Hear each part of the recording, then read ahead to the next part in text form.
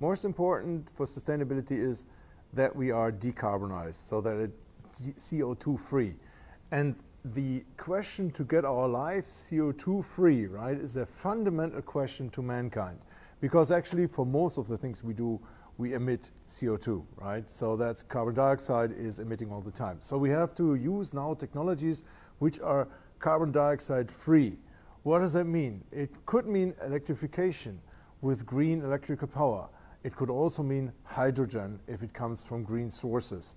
And then we can do this, make energy alive on a green way, and that's sustainable. For sure, in a sustainable world, you still have to make a business, right? That's not contradicting, because we believe that Invented for Life, which is our slogan, means that all people are on the road to make their life sustainable, and there will be a lot of business opportunities in this road, because we all have the task to do this in the next maybe 1 or 2 generations. We want to finish it. So definitely now is the time to develop technologies, to make technologies available, and yes, we have to sell them with a profit, no question. But could be there are effects due to the current crisis situation, also with Corona as well as with the war in Ukraine, that we have a slowdown in decarbonization, but that also is an acceleration. Because at the same time we have a slowdown, maybe for pragmatic reasons, for example, energy safety, that you get the energy, right? There is another aspect which makes energy more expensive, and that fuels electrification, that fuels the walk to hydrogen.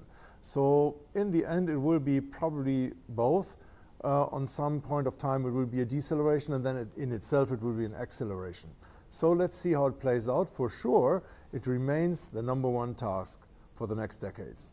I think the higher energy prices and inflation actually accelerates the goals, because it's clear that energy is something precious, and it's clear that obviously this energy has to be transformed. It has to become CO2 free, we have to diversify, and we have to bring new technology. That for me is a more aspirational goal now, to accelerate things, because things will be more valuable relatively soon.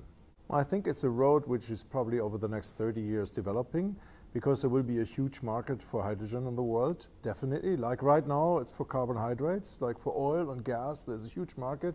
In the next decades, this market will transform for an energy market, which is then a hydrogen market, because hydrogen is very energy dense, and it can be transported very nicely with ships and pipelines. As we transport carbohydrates right now, hydrogen is very similar to transport, and that is actually a very good opportunity also for very large countries where it's nearly impossible to have a power grid in every corner of the country. You will use hydrogen to transport energy, because you can transport a lot of energy with a pipeline of hydrogen. So I believe in the next 30 years we will see this all developing, and pretty much everything you see right now with hydrocarbons, so oil or gas, you will see this with hydrogen.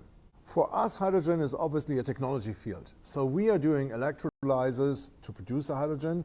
We are doing fuel cells to use the hydrogen to drive. And we are doing, for example, solid oxide fuel cells for stationary application to retransfer the hydrogen back to electric power and heat.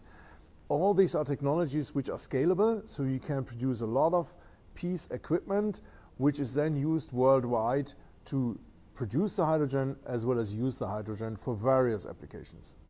Well, China is always not only a huge market, but it's also a powerhouse for technology. And we have very strong partners in China which we work with to develop hydrogen solutions. So it's no wonder that with our partner Kingling in Chongqing, we have the first trucks on the road in China. It's 70 trucks on the road, and they drive every single day and use hydrogen, which is great, with a PEM fuel cell in them. And that's an application which is actually running, and it will be scaling up this year to a higher number, much higher number. It will be 3-digit number of trucks, right? And we will accelerate the development by building a factory for these kind of applications. And you see that in small, medium, and large size trucks, because one thing in hydrogen is a huge advantage: long range. And long range for trucking is very, very important for China. So we'll do it in China because our experts are in China, our partners' experts are in China. This is great. Now, it's pretty much all intermingled, because on one hand, the hydrogen is the energy carrier, but if you look into the vehicle, what happens? The hydrogen is transformed to electrical power. That is then put into a small battery in the vehicle, and then you have an electrical drive system. That's how it works. So in the end, hydrogen is kind of like an extra add-on on the electrification, because it gives you a charger on board. Because you have a constant charger on board, you can drive many, many miles